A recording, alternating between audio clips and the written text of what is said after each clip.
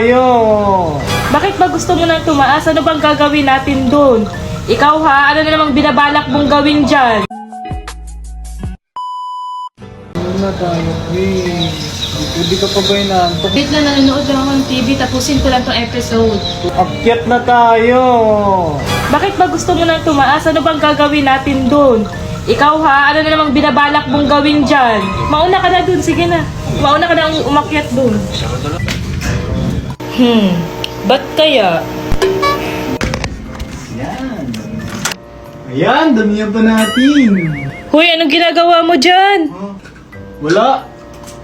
Ayan ha, kaya pala ang bilis maubos ng mga moisturizer ko kasi ginagamit mo din pala.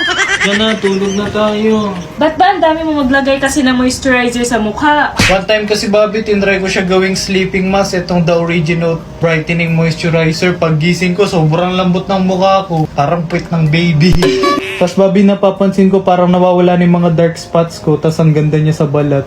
Maganda talaga to, Bobby, kasi before ko ma-achieve yung ganitong kinis ng face ko, madami pa akong na-try na iba, pero dito talaga ako nahiyang. At saka, B, sobrang budget friendly lang to. Ayan, oh. Ang dami na neto. Ayan, oh. Below 150 lang yan. Talaga? Akala kong mahal. Sulit na sulit pala. Tara, Bobby, matulog na tayo. Tara.